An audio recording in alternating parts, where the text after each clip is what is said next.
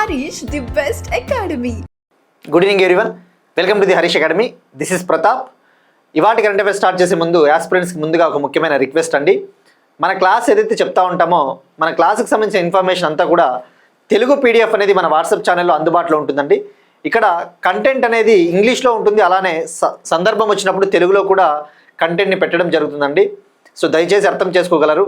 మనము ఎలాగో క్లాస్ అనేది క్లియర్గా తెలుగులో చెప్పిన తర్వాతనే మళ్ళీ ఇంగ్లీష్లో మనం రిపీట్ చేయడం జరుగుతుంది.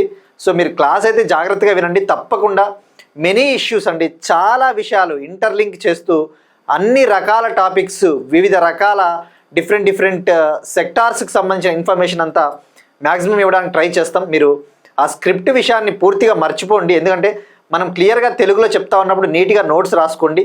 ఆ పీడిఎఫ్కి సంబంధించిన ఏదైతే ఉంటుందో మన ఛానల్లో అందుబాటులో ఉంటుంది. ఎందుకంటే మన క్లాస్ అనేది ఎందుకు ఇంపార్టెంట్ అంటే చాలా టాపిక్స్ అండి ఇంటర్లింకింగ్గా చేసుకునేటప్పుడు ఇవాటి క్లాస్లో మీకు కొన్ని అర్థమవుతాయి. ఇంటర్లింక్ చేసేటప్పుడు ఎలాంటి టాపిక్స్ కవర్ అవుతాయని చెప్పేసి. సో దయచేసి అర్థం చేసుకోగలరు. సో అక్కడక్కడ సందర్భం వచ్చినప్పుడు తెలుగులో కూడా స్క్రిప్ట్ ఇవ్వడం జరుగుతుందండి. సో ఇక ఇవాటి current affairs April 6th, 2026 current affairs మనం డీటెయిల్గా డిస్కస్ చేసుకుందాం. ఇవాటి మన first topic international relations point of వ్యూలో ఇండియా సౌత్ కొరియా మధ్య కుదిరిన ఒక అగ్రిమెంట్.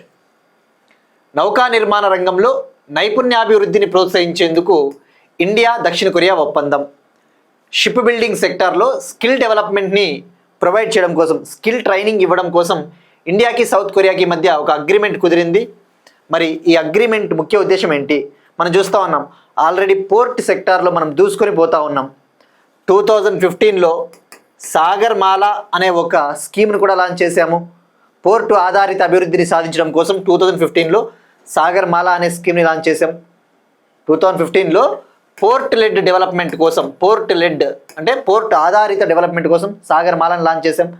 అలానే మనము 2047 కల్లా మన యొక్క సముద్రయాన రంగాన్ని అభివృద్ధి చేయాలని చెప్పేసి మ్యారీటైమ్ అమృత్ కాల్ విజన్ డాక్యుమెంట్ని కూడా రిలీజ్ చేశాం. 2047 కల్లా మన మ్యారీటైమ్ సెక్టార్ని డెవలప్ చేయడం కోసం మ్యారీటైమ్ అమృత్ కాల్ విజన్ 2047 డాక్యుమెంట్ని రిలీజ్ చేశాం. సో ఈ కాంటెక్స్ట్లో మన యొక్క పోర్టుల రంగాన్ని అభివృద్ధి చేయడం కోసము ఇప్పుడు ఈ అగ్రిమెంట్ కుదిరింది.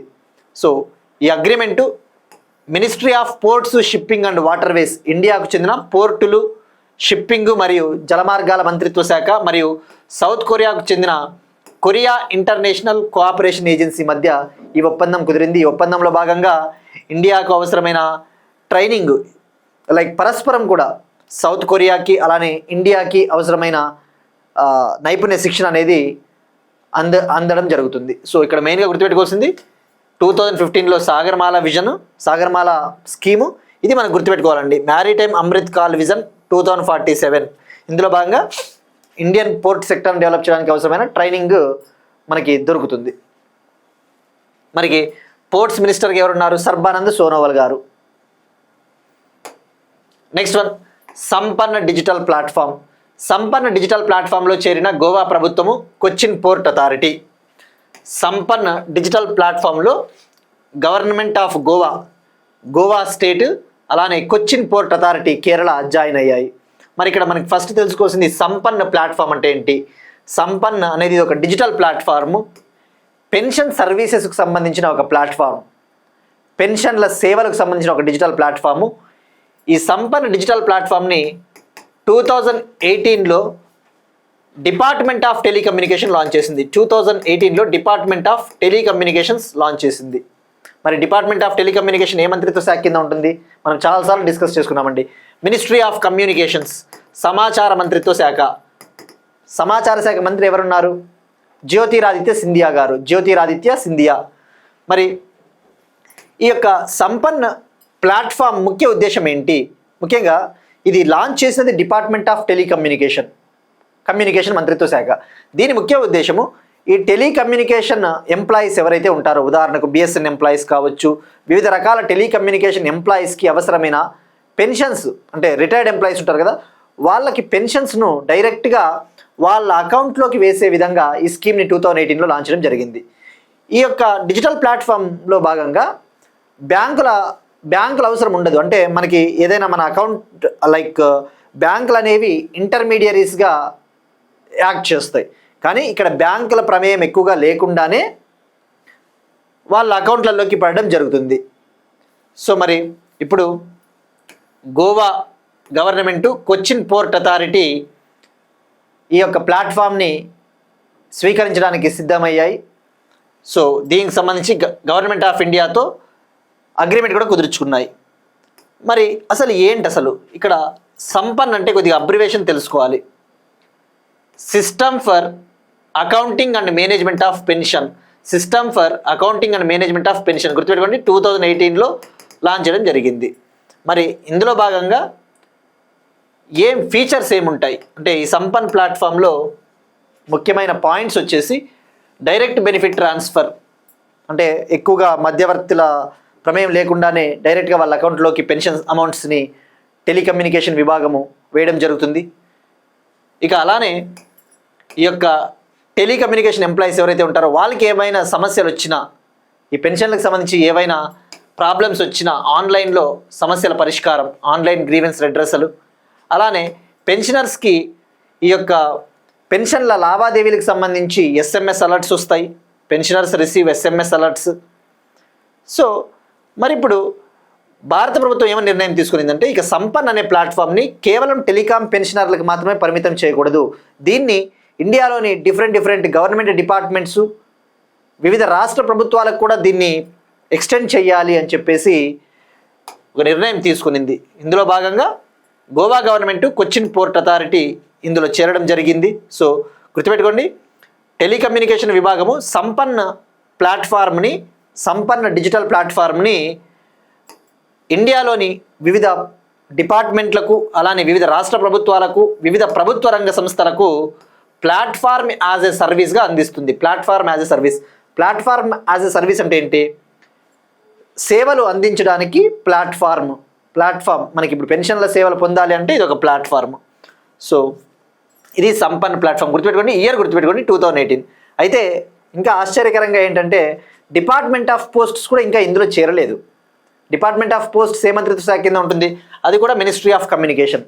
ఆ విభాగము ఇంకా ఇందులో చేరలేదు. చేరమని కమ్యూనికేషన్ మంత్రిత్వ శాఖ ఒక డెడ్ లైన్ కూడా విధించింది. సో ఇది అండి సంపన్, ఆ అబ్రివేషన్ గుర్తుపెట్టుకోండి. ఇక మరి దీన్ని ఎవరు డెవలప్ చేశారు అంటే 2018లో దీన్ని డెవలప్ చేసింది office of the controller general of communication accounts. Office of the controller general of communication accounts ఇది డిపార్ట్మెంట్ ఆఫ్ టెలికమ్యూనికేషన్కి అటాచ్ అయిన ఒక office. Next one, deemed to be యూనివర్సిటీగా ఎన్సీఆర్టీ. డీమ్డ్ టు బి యూనివర్సిటీగా ఎన్సీఆర్టీ. ఎడ్యుకేషన్ మినిస్ట్రీ ఎన్సీఆర్టీని deemed to be యూనివర్సిటీగా గుర్తించింది. ఒక ప్రత్యేక కేటగిరీ కింద ఎన్సీఆర్టీకి డీమ్డ్ టు బి యూనివర్సిటీ హోదాని ఇచ్చింది. మరి ఫస్ట్ ఎన్సీఆర్టీ అంటే ఏంటి? ఎన్సీఆర్టీ అనేది national council of educational research and training. National council of educational research and training ఇది 1961లో ఏర్పాటైంది. దీని హెడ్ క్వార్టర్స్ న్యూఢిల్లీ. దీని ముఖ్య ఉద్దేశం ఏంటి? ఇండియాలో ఎడ్యుకేషన్ సెక్టార్ని, స్కూల్ ఎడ్యుకేషన్ సెక్టార్ని డెవలప్ చేయాలి, ఈ యొక్క స్కూల్ విద్యారంగాన్ని అభివృద్ధి చేయాలి. మరి ఇప్పుడు ఒక ప్రత్యేక కేటగిరీ కింద డీమ్డ్ టు బి యూనివర్సిటీ హోదా ఇవ్వడం జరిగింది. మరి డీమ్డ్ టు బి యూనివర్సిటీ హోదా ఇవ్వడం వల్ల ఉపయోగాలు ఏంటివి అంటే ఇప్పుడు ఎన్సీఆర్టీ ఈ యొక్క అకాడమిక్ ప్రోగ్రామ్స్కి సంబంధించి అవసరమైన రీసెర్చ్లని చేపట్టవచ్చు సొంతంగా, అంటే ఒక రకంగా స్వయం ప్రతిపత్తి అని చెప్పవచ్చు. మరి ఇప్పుడు ఎడ్యుకేషన్ మంత్రిత్వ శాఖ ఎవరి సూచనల మేరకు ఈ నిర్ణయం తీసుకునింది అంటే యూనివర్సిటీ గ్రాంట్స్ కమిషన్ రికమెండేషన్స్ ఆధారంగా ఈ నిర్ణయం తీసుకునింది. యూజీసీ యాక్ట్ 1956 కింద సెక్షన్ 3 ఉంటుంది. యూనివర్సిటీ గ్రాంట్స్ కమిషన్ యాక్ట్ 1956 కింద సెక్షన్ 3, ఆ సెక్షన్ 3 ప్రకారము డీమ్డ్ టు బి యూనివర్సిటీ హోదాను ఇవ్వడం జరిగింది. సో ఇది అండి డీమ్డ్ టు బి యూనివర్సిటీ. గుర్తుపెట్టుకోండి, ఎన్సీఆర్టీ 1961 ఏర్పాటైంది, head quarters New Delhi.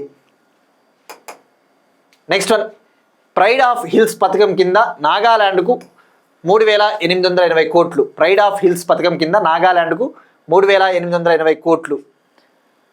Pride of hills scheme కింద నాగాల్యాండ్కు సెంట్రల్ గవర్నమెంట్ 3,880 క్రోర్ కేటాయించింది. 3,880 క్రోర్ కేటాయించింది.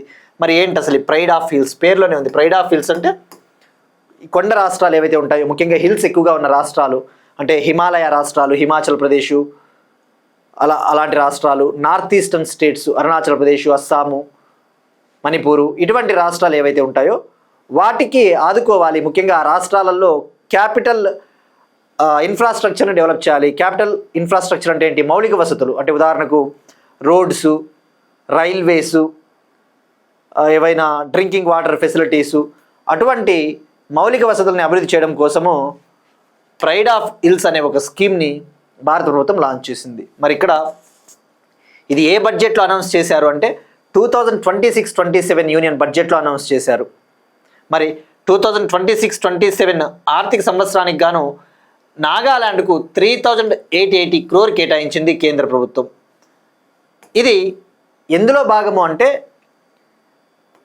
Special assistance to states for capital investment స్కీమ్లో భాగంగా ఈ నిధులను అందించడం జరిగింది. Special assistance to states for capital investment scheme.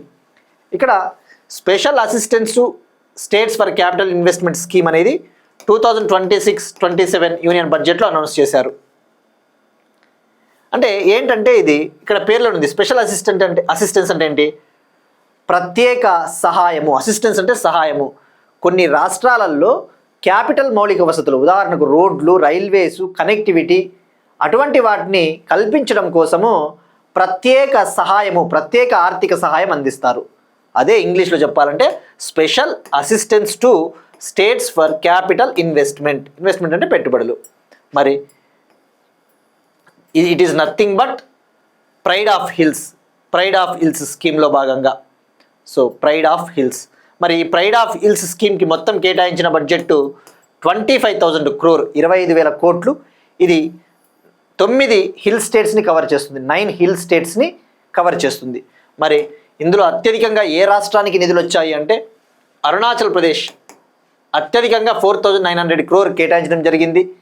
Himachal ప్రదేశ్కి 3,920 crore, Nagaland 3,880 crore, Uttarakhand 3,460 crore, త్రిపురకి 3,450 crore, Manipur 2,400 crore, Meghalaya 2,070 crore, Sikkim 820 crore, Mizoram 100 crore. ఇక్కడ గుర్తుపెట్టుకోండి, 2026-27 ఆర్థిక సంవత్సరానికి నాగాలాండ్కి 3,880 కోట్లు, 2026-27 ఆర్థిక సంవత్సరానికి అత్యధికంగా అరుణాచల్ ప్రదేశ్కి, అత్యల్పంగా మిజోరంకి. అది హైయెస్ట్ లోయెస్ట్ గుర్తుపెట్టుకోండి సరిపోతుంది. ఇది కేవలం ఈ ఫినాన్షియల్ ఇయర్కి మాత్రమే కేటాయింపులు. సో ఇది ఇందాక ఏదైతే తెలుగులో నేను చెప్పానో అదే దీని ముఖ్య ఉద్దేశం. ఈ నిధుల ముఖ్య ఉద్దేశం ఏంటంటే ఇది. మరి నాగాలాండ్ చీఫ్ మినిస్టర్గా ఎవరున్నారు? నీపియు రియో నాగాలాండ్ చీఫ్ మినిస్టర్. ఇక్కడ మెయిన్గా అండి మీరు కరెంట్ అఫైర్స్ వీడియో చూసేటప్పుడు మీరు ఫోకస్ చేయాల్సింది, మీకు మీరు ఆలోచించుకోవాల్సింది, ఇప్పుడు మరి నార్త్ ఈస్టర్న్ రాష్ట్రాలకి ఇటువంటి ప్రైడ్ ఆఫ్ హిల్స్ అనే స్కీమ్ ఉంది. ఇంకా ఇటువంటి స్కీమ్స్ ఏమైనా ఉన్నాయా? కొన్ని ప్రత్యేక రాష్ట్రాలకు కేంద్ర ప్రభుత్వం ఇటువంటి కొన్ని ప్రత్యేక పథకాలు లాంచ్ చేస్తూ ఉంటుంది. మనము లాస్ట్ ఇయర్ ఒక టాపిక్ డిస్కస్ చేసుకున్నాం. ఎవరైతే మన కరెంట్ అఫైర్స్ కంటిన్యూస్గా ఫాలో అవుతూ రివిజన్ చేస్తూ ఉంటారో వాళ్ళకి ఒక టాపిక్ ఐడియా ఉంటుంది. పూర్వోదయ అనే ఒక స్కీమ్. పూర్వోదయ స్కీమ్ ఎప్పుడు లాంచ్ చేశారండి? 2024-25 యూనియన్ బడ్జెట్లో అనౌన్స్ చేశారు. ఈ స్కీమ్ కింద ఇండియాలోని 5 స్టేట్స్కి ఆర్థిక సహాయం అందిస్తారు. 5 స్టేట్స్కి ఎకనామిక్ అసిస్టెన్స్ అందిస్తారు. ఏ రాష్ట్రాలు అవి? బీహార్, జార్ఖండ్, ఒడిషా, వెస్ట్ బెంగాల్, ఆంధ్రప్రదేశ్. ఈ 5 రాష్ట్రాలు పూర్వోదయ రాష్ట్రాలు 2024-25 బడ్జెట్లో అనౌన్స్ చేశారు. అట్లా మనకి ఇంటర్లింక్ చేసుకోవాలండి కరెంట్ అఫైర్స్ వీడియో, అదే ముఖ్య ఉద్దేశము. సో ఇది గుర్తుపెట్టుకోండి. ప్రైడ్ ఆఫ్ హిల్స్ స్కీమ్ అంటే 26-27 యూనియన్ బడ్జెట్లో అనౌన్స్ చేశారు. అనౌన్స్ చేసిన స్కీమ్ ఏంటి అంటే అది special assistance to states for capital investment, pride of hills. Next one, Delhi government ఒక స్కీమ్ని లాంచ్ చేసింది. ఢిల్లీ ప్రభుత్వ అధునాతన నవజాత శిశు పర్యవేక్షణ మరియు ఉత్తమ జీవిత సంరక్షణ పథకం. ఢిల్లీ గవర్నమెంట్ అన్మోల్ అనే ఒక స్కీమ్ని లాంచ్ చేసింది. ముఖ్యంగా నవజాత శిశువులు ఎవరైతే ఉంటారో నవజాత శిశువులు వాళ్ళని ఆ పిల్లల్ని మరణించకుండా కాపాడాలి అని చెప్పేసి అన్మోల్ అనే ఒక స్కీమ్ని లాంచ్ చేసింది. నవజాత శిశువులు అంటే ఇన్ఫాంట్స్ అంటే ఏంటి? 1 year ఏజ్ లోపు ఉన్న చిల్డ్రన్, 1 సంవత్సరం వయసులోపు ఉన్న చిన్నారులని నవజాత శిశువులు అంటారు, infants.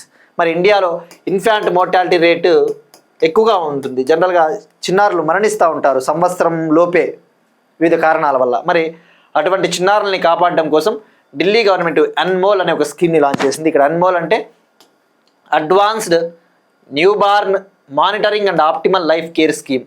Advanced newborn monitoring and optimal life care scheme.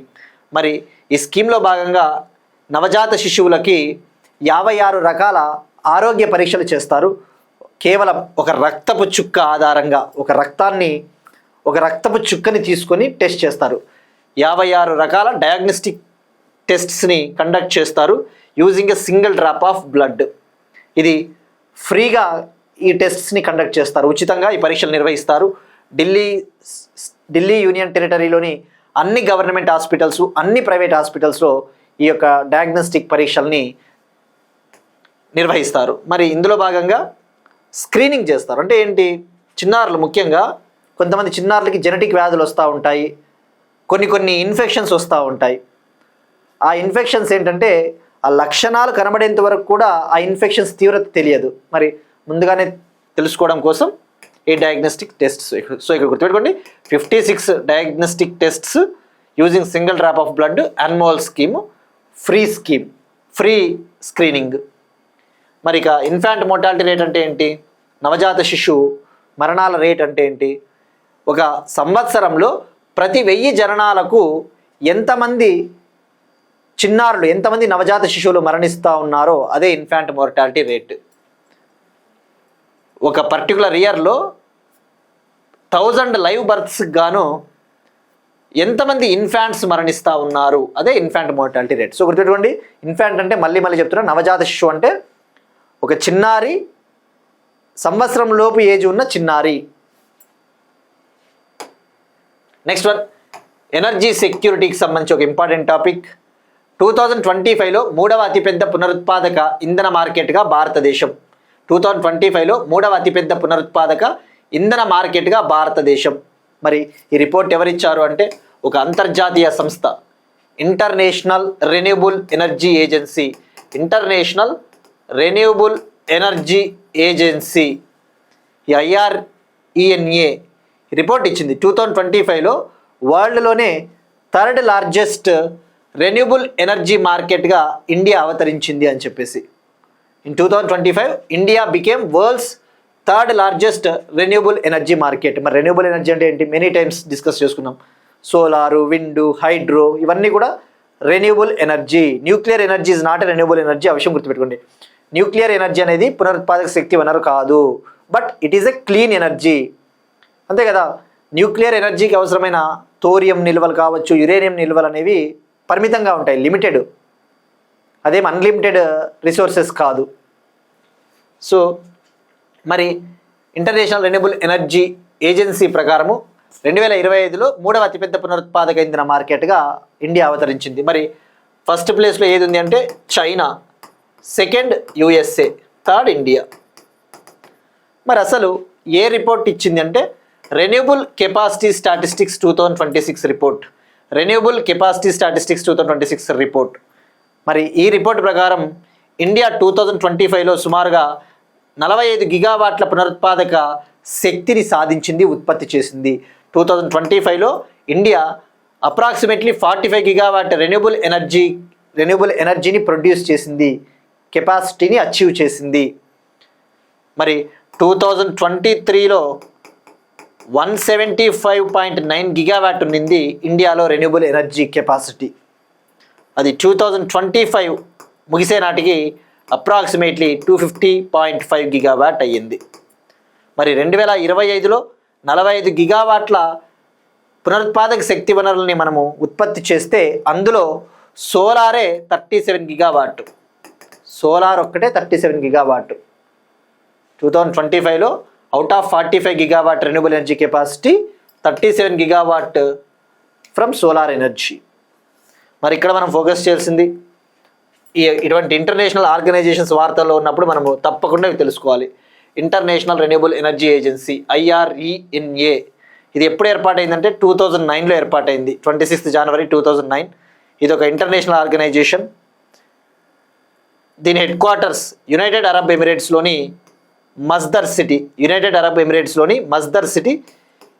మస్దర్ city లేదంటే అబుదాబి కూడా కొన్ని వెబ్సైట్లలో అబుదాబి కూడా చూపిస్తూ ఉందండి. Abu Dhabi or Masdar city, but డైరెక్ట్గా కంట్రీ అడుగుతాడు. దీని హెడ్ క్వార్టర్స్ ఎక్కడ ఉందంటే యునైటెడ్ అరబ్ ఎమిరేట్స్లోని అబుదాబి సిటీ లేదా మస్దర్ సిటీ. మేబీ ఈ అబుదాబిలోనే భాగమై ఉండొచ్చు ఆ మస్దర్. సో గుర్తుపెట్టుకోండి, హెడ్ క్వార్టర్స్ యూఏఈలోని అబుదాబి ఆర్ మస్దర్ సిటీ. మరి అఫీషియల్ వెబ్సైట్ చూస్తే ఎప్పుడైనా కూడా ఒక ఇంటర్నేషనల్ ఆర్గనైజేషన్ సంబంధించి ఇన్ఫర్మేషన్ కావాలంటే అఫీషియల్ వెబ్సైట్ చెక్ చేయండి. మరి మెంబర్స్ కంట్రీస్ ఎన్ని ఉన్నాయంటే 171 కంట్రీస్ ఉన్నాయి. అందులో అంటే 171లో 170 దేశాలు, మరొకటి యూరోపియన్ యూనియన్. 171 మెంబర్స్, అందులో 170 కంట్రీస్ ఉన్నాయి, ఒకటి European union. India founding member, గుర్తుపెట్టుకోండి, ఇందులో ఇండియా ఫౌండింగ్ మెంబర్ అంటే ఏంటి, ఇది స్టార్ట్ చేసినప్పటి నుంచి ఇండియా ఇందులో ఉంది. నెక్స్ట్ వన్, 2026-27లో భారతదేశ జీడిపి వృద్ధి 6%.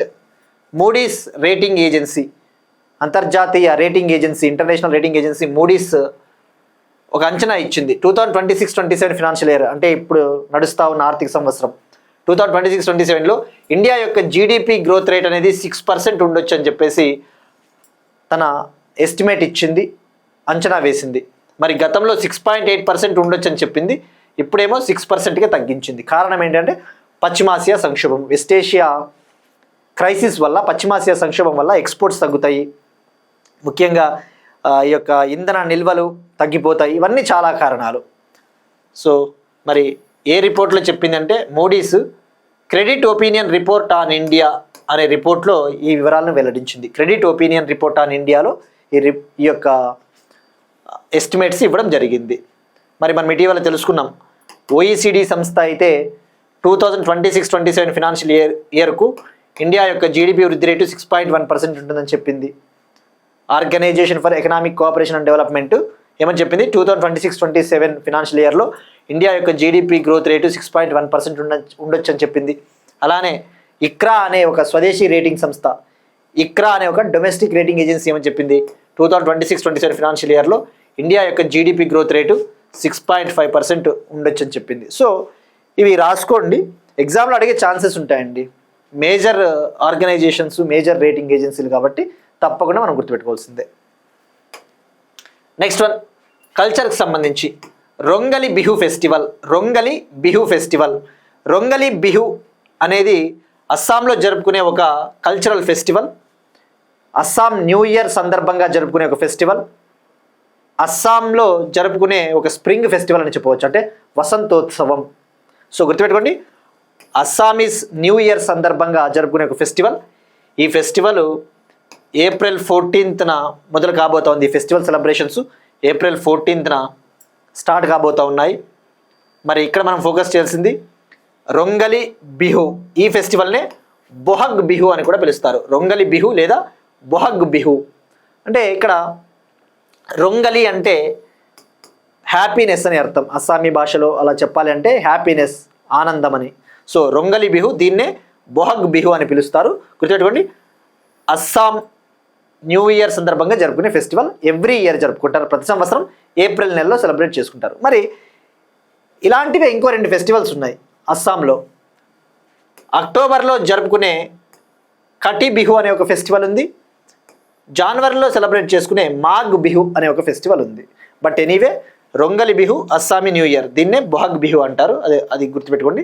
మరి ఇక్కడ మెయిన్గా ఫోకస్ చేయాల్సింది, ఇక్కడ పీపుల్, అస్సాం చెందిన పీపుల్ ఇలా డ్యాన్సులు వేస్తారు, ఇలా సెలబ్రేట్ చేసుకుంటారు. ఇక్కడ కరెంట్ అఫైర్స్ వీడియోలో భాగంగా మనము కొన్ని వాల్యూ అడిషన్ చేయాలి ఎప్పటికప్పుడు. అంటే ఆస్పిరెంట్స్కి కొద్దిగా మంచి పాయింట్స్ ఎలా ఇవ్వాలి అనేది నా ముఖ్య ఉద్దేశం అండి. ఇక్కడ మీరు చూస్తే ఇక్కడ ఈ ఫెస్టివల్కి ఒక ప్రాముఖ్యత ఉందండి. ఇక్కడ ఉమెన్ గోల్డెన్ ఎల్లో శారీస్ ధరించారు, గోల్డెన్ ఎల్లో కలర్లో ఉన్న చీరలు ధరించారు. అలానే మగవాళ్ళు కూడా గోల్డెన్ ఎల్లో షర్ట్స్ ధరించారు. మరి ఇక్కడ ఫోకస్ చేయాల్సింది, ఈ గోల్డెన్ ఎల్లో శారీస్ అయినా, ఈ గోల్డెన్ ఎల్లో షర్ట్స్ అయినా వేటితో తయారు చేస్తారంటే ముగా సిల్క్ అండి. ముగా సిల్క్ అంటే ముగా పట్టు. మీకు జాగ్రఫీలో చాలా వెళ్ళిపోతాయండి ఇవి. మరి ముగా సిల్క్ని ఏ రాష్ట్రంలో వినియోగిస్తారు? ఈ ముగా పట్టు చీరలు కావచ్చు, ముగా పట్టు వస్త్రాలు అంటే అస్సాంలోనే ప్రత్యేకంగా అస్సాం రాష్ట్రానికి పరిమితం. ఈ ముగా సిల్క్కి జిఐ ట్యాగ్ కూడా ఉందండి, గుర్తుపెట్టుకోండి. జియోగ్రఫికల్ ఇండికేషన్ ట్యాగ్, భౌగోళిక గుర్తింపు. మరి మనం ఒక టాపిక్ డిస్కస్ చేసుకున్నాం. ఏంట టాపిక్? ఉదాహరణకు ఎరీ సిల్క్ అని మనం ఒకటి డిస్కస్ చేసుకున్నాం. అహింసా సిల్క్ అంటారు దీన్నే. అహింసా పట్టు వస్త్రాలు, అహింసా సిల్క్. ఈ ఎరీ సిల్క్ని ఎక్కువగా ఏ రాష్ట్రాల్లో యూజ్ చేస్తారు? అస్సాం, మేఘాలయ. ఈ ఎరీ సిల్క్ కూడా జిఐ ట్యాగ్ ఉంది, ఆ విషయం గుర్తుపెట్టుకోండి. ఎందుకు అహింసా సిల్క్ అంటారు? ఆ పట్టును తయారు చేసేటప్పుడు ఆ యొక్క పట్టు పురుగులకి హింస కలుపుకోకుండా ఆ పట్టు తీయడం జరుగుతుంది. ప్రైమ్ మినిస్టర్ నరేంద్ర మోడీ గారు తన మన్ కీ బాత్లో లాస్ట్ ఇయర్ ప్రసంగించారు, మనం డిస్కస్ చేసుకున్నాం. సో ఇట్లా జాగ్రఫీలో అడుగుతాడండి ఇవి. మూగా సిల్క్ అంటే ఏ రాష్ట్రము? అస్సాము. ఎరీ సిల్క్ అంటే అస్సాం, మేఘాలయ. అలానే మల్బరీ సిల్క్ ఉంటుంది. మల్బరీ సిల్క్ ఎక్కడండి? మనకి ఆంధ్రప్రదేశ్, తమిళనాడు అటువంటి ప్రాంతాల్లో వాడతారు మల్బరీ సిల్క్. సో ఇవి నోట్ చేసుకోండి, హెల్ప్ అవుతాయి. నెక్స్ట్ వన్, బ్రిటన్లో శిక్షాపత్రి గ్రంథయాత్ర. అగైన్ కల్చర్ సంబంధించిన ఇంపార్టెంట్ టాపిక్. బ్రిటన్లో శిక్షాపత్రి గ్రంథయాత్ర. బ్రిటన్కు చెందిన యూనివర్సిటీ ఆఫ్ ఆక్స్ఫర్డ్ బ్రిటన్లో శిక్షాపత్రి గ్రంథయాత్రను ప్రారంభించింది. మరి శిక్షాపత్రి అనేది ఇదొక హిందూ పవిత్ర గ్రంథము, సాక్రెడ్ హిందూ టెక్స్ట్. మరి ఈ యొక్క గ్రంథాన్ని రచించి 200 years కంప్లీట్ అయిన సందర్భంగా బ్రిటన్ వ్యాప్తంగా ఈ యొక్క గ్రంథాన్ని ప్రదర్శించబోతూ ఉన్నారు. సో మరి యూనివర్సిటీ ఆఫ్ ఆక్స్ఫర్డ్ లాంచ్ చేసింది. ఇది nationwide UK tour of Shikshapatri. మరి ఎవరు లాంచ్ చేశారు అంటే ఆక్స్ఫర్డ్ యూనివర్సిటీకి చెందిన బాడ్లియన్ లైబ్రరీ. మరి ఇక్కడ ఈ గ్రంథాన్ని ఎవరు రచించారు మనకి అది ఇంపార్టెంట్. గుజరాత్కు చెందిన స్వామి సహజానంద్ గారు ఈ యొక్క టెక్స్ట్ని రచించారు. మరి ఎప్పుడు రచించారు అంటే 1826లో రచించారు. మరి సహజానంద స్వామి అంటేనే గుర్తు రావాల్సినది స్వామినారాయణ సంప్రదాయము సహజానంద్. మరి ఈ యొక్క శిక్షాపత్రిలో 212 సాంస్క్రిట్ శ్లోకాలు ఉన్నాయి. 212 సాంస్క్రిట్ శ్లోకాస్ ఉన్నాయి. మరి సాంస్క్రిట్ శ్లోకాస్ 5 ఏరియాస్ పైన ఫోకస్ చేస్తుంది. 5 ప్రాథమిక సూత్రాలు: అహింస, నాన్ వైలెన్సు, నిజాయితీ, హానెస్టీ, శాకాహారము, వెజిటేరియన్ ఫుడ్, శాంతి, పీస్, ధర్మం పైన ఫోకస్ చేస్తుంది. మరి ఇప్పుడు ఏదైతే ప్రదర్శనకు ఉంచబోతా ఉన్నారో ఈ శిక్షాపత్రి, ఈ గ్రంథాన్ని అప్పటి బాంబే గవర్నర్ సర్ జాన్ మాల్కమ్కు సహజానంద స్వామి గారు గిఫ్ట్గా ఇవ్వడం జరిగింది. సో ఇక్కడ గుర్తుపెట్టుకోండి, హిందూ పవిత్ర గ్రంథము. ఏ ఇయర్లో రచించారు, ఎవరు రచించారు? నెక్స్ట్ వన్, ఇంటర్నేషనల్ రిలేషన్ సంబంధించి ఒక ఇంపార్టెంట్ టాపిక్. ఇరాన్లో సుదీర్ఘమైన దేశవ్యాప్త ఇంటర్నెట్ నిలిపివేత. ఇరాన్లో చాలా లాంగ్ డేస్ నుంచి ఇంటర్నెట్ని నిలిపివేశారు, ఇంటర్నెట్ని షట్ డౌన్ చేశారు. మరి ఈ రిపోర్ట్ ఎవరు ఇచ్చారు అంటే ఇంటర్నెట్ పర్యవేక్షణ సంస్థ నెట్ బ్లాక్స్ రిపోర్ట్ ప్రకారం, internet monitoring agency net blocks report ప్రకారము ప్రపంచంలోనే అత్యధిక కాలంగా ఇంటర్నెట్ను నిలిపివేసిన దేశంగా ఇరాన్ నిలిచింది. వరల్డ్లో లాంగెస్ట్ పీరియడ్ ఇంటర్నెట్ని బ్లాక్ చేసిన కంట్రీగా ఇరాన్ నిలిచింది.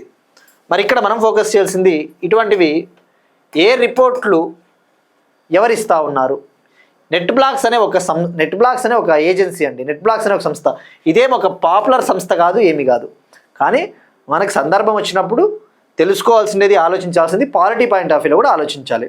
సో గుర్తుపెట్టుకోండి, నెట్ బ్లాక్స్ ఇంటర్నెట్ పర్యవేక్షణ సంస్థ ప్రకారము ఇరాన్లో చాలా లాంగ్ పీరియడ్ నుంచి ఇంటర్నెట్ని బ్లాక్ చేశారు.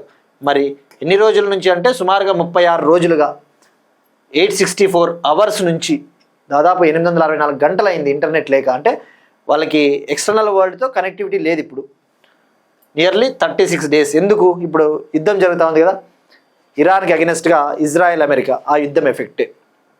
మరి ఇక్కడ మెయిన్గా ఫోకస్ చేయాల్సింది మ్యాటర్ అండి, ఏముండదు, వాట్ ఎవర్ నేనేం చెప్పానో అదే ఉంటుంది సింపుల్గా. ఆల్రెడీ శాటిలైట్ కనెక్షన్లు, వర్చువల్ ప్రైవేట్ నెట్వర్క్స్ పైన కూడా ఇరాన్ ఆఫీసర్సు రెగ్యులేట్ చేస్తూ ఉన్నారు, కొన్ని కండిషన్స్ విధిస్తూ ఉన్నారు. సో ఇక్కడ మెయిన్ ఇరాన్ అమెరికా యుద్ధం ఎఫెక్ట్ అని చెప్పవచ్చు. మరి ఇక్కడ మెయిన్ ఫోకస్ చేయాల్సింది పాలిటీలో. మరి ఇంటర్నెట్ అంటేనే right to access to internet అనేది ఒకటి ఉంటుందండి. పాలిటీలో మనం చదువుతాం ఇది, right to access to internet అంటే ఏంటి? ఇంటర్నెట్ను పొందే హక్కు ప్రాథమిక హక్కు, fundamental right. Right to access to internet is a fundamental right. మన పార్ట్ 3 మన రాజ్యాంగంలోని 3వ పార్టులో ఫండమెంటల్ రైట్స్ ఉంటాయి కదా. మరి రైట్ టు యాక్సెస్ టు ఇంటర్నెట్ను పొందే హక్కు ప్రాథమిక హక్కు అని చెప్పేసి సుప్రీంకోర్టు గతంలో చెప్పింది. ఎప్పుడు చెప్పింది? 2020లో చెప్పింది. ఆర్టికల్ 19 ఏం చెప్తుందండి? Article 19 right to freedom of speech and expression అంటే స్వేచ్ఛగా మాట్లాడే హక్కు, స్వేచ్ఛగా మన భావాలను వ్యక్తీకరించే హక్కు. మరి right to access to internet మనం ఇట్లా పాలిటిక్ లింకప్ చేసుకోవాలండి. ఇక్కడ ఏముంది? ఇక్కడ అంతా చెత్త ఉంది. అమెరికా ఇజ్రాయెల్ దాడుల నేపథ్యంలో దేశవ్యాప్తంగా ఇంటర్నెట్ను నిలిపివేశారు, వాళ్ళకి బాహ్య ప్రపంచంతో సంబంధాలు తెగిపోయాయి. ఆ చెత్త మనకెందుకు? మనకి పాలిటీలో మనం లింకప్ చేసుకోవాలి ఇమ్మీడియట్గా. సుప్రీంకోర్టు 2020లో చెప్పింది right to access to internet is a fundamental right. అయితే ఇంటర్నెట్ను పొందే హక్కు ప్రాథమిక హక్కే, కానీ కొన్ని ఆంక్షలు కూడా విధిస్తుంది, రీజనబుల్ రెస్ట్రిక్షన్స్. సో ఆర్టికల్ 19 ఎగ్జాక్ట్గా చెప్పాలంటే article 19 sub clause 1 sub clause A కింద ప్రాథమిక హక్కు అని చెప్పింది. మరి ఏ కేసు? అది కూడా ఇంపార్టెంట్. ఏ కేసులో చెప్పింది? కేసు వచ్చేసి Anuradha Bhasin versus union of India and others case 2020. Anuradha basin versus union of India and others 2020. So ఎగ్జామ్లో ఎలా అడుగుతాడంటే అండి, డైరెక్ట్గా అడుగుతాడు పాలిటీలో. ఈ యొక్క ఇంటర్నెట్ పొందే హక్కు ప్రాథమిక హక్కుగా సుప్రీంకోర్టు ఏ కేసులో చెప్పిందని చెప్పేసి 4 కేసులు ఇస్తాడు. ఈ పాయింట్ అండి. మరి ఇక్కడ ఇంటర్నెట్ షట్ డౌన్ అనే ఒక టర్మ్ కూడా ఉంటుందండి. Internet shutdown, internet blockade, internet shutdown, internet blackout or blackout అంటే ఏంటిది? రెండు ఒకటే. ఇంటర్నెట్ షట్ డౌన్ అంటే ఏంటి? ప్రభుత్వాలు కావాలనే ఇంటర్నెట్ని నిలిపివేస్తూ ఉంటాయి. ఎందుకు? గొడవలు జరుగుతాయి.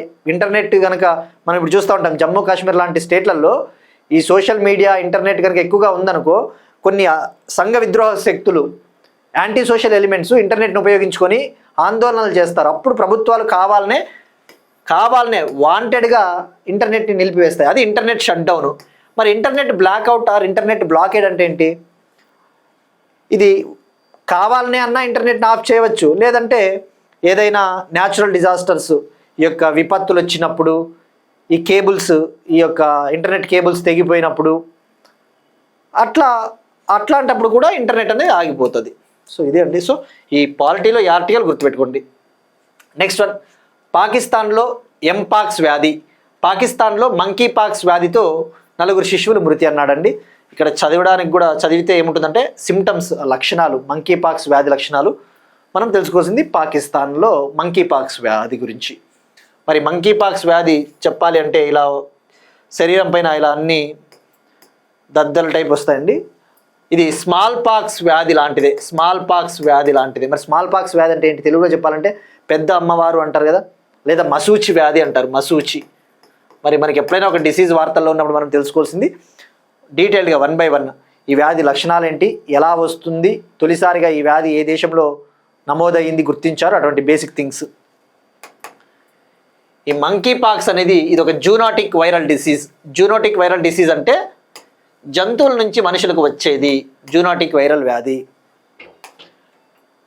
ఇది స్మాల్ పాక్స్ లాంటి వైరస్సే, స్మాల్ పాక్స్ వైరస్ జాతికి చెందిన డిసీజ్ అని చెప్పవచ్చు.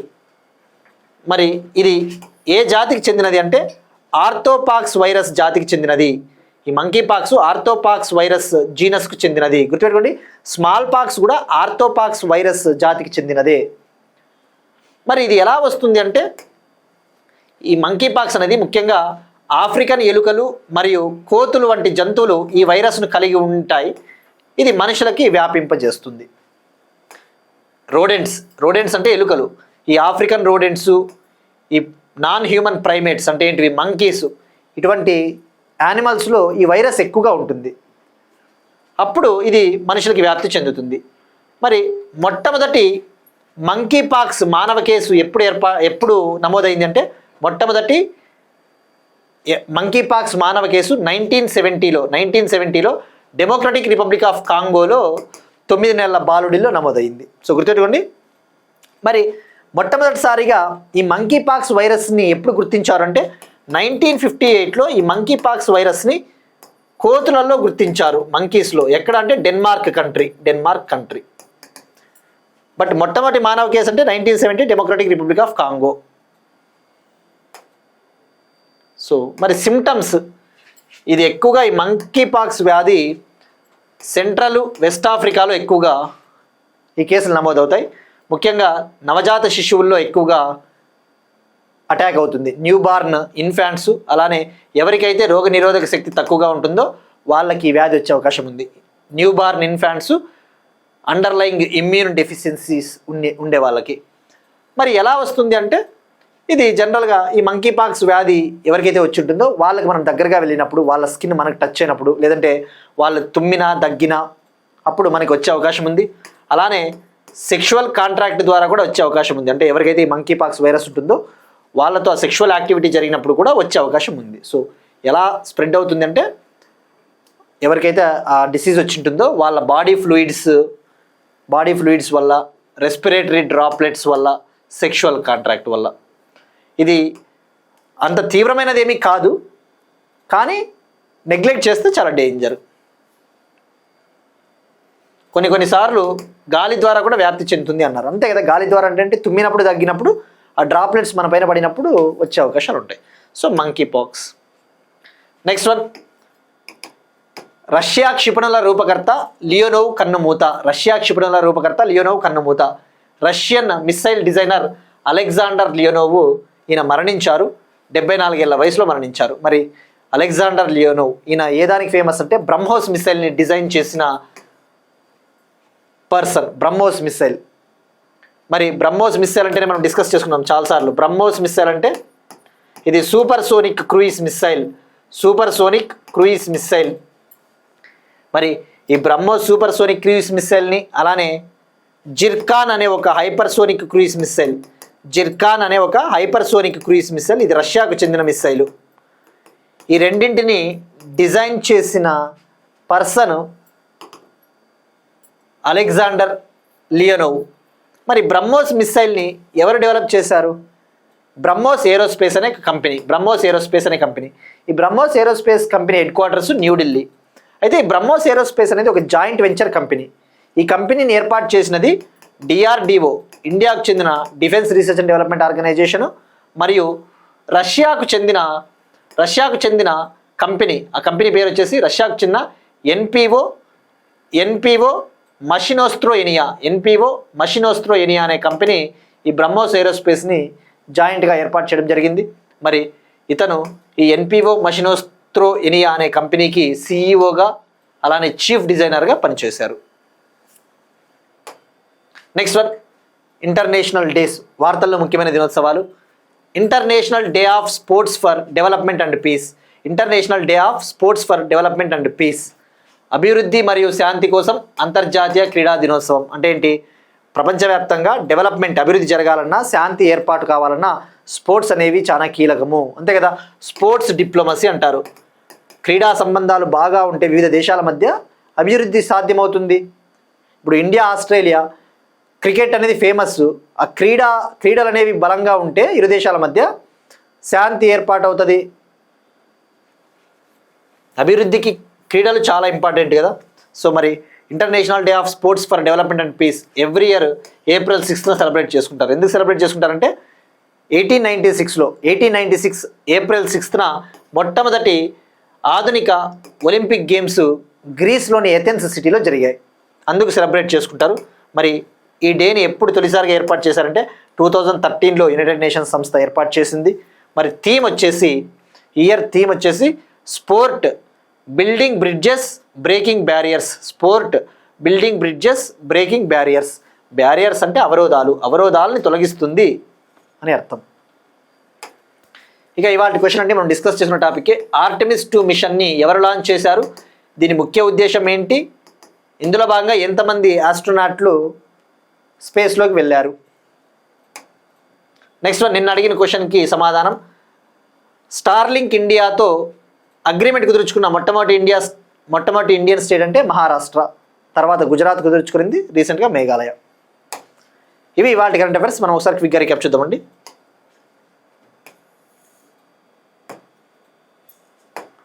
నౌకా నిర్మాణ రంగంలో నైపుణ్యాభివృద్ధిని ప్రోత్సహించేందుకు ఇండియా దక్షిణ కొరియా ఒప్పందం.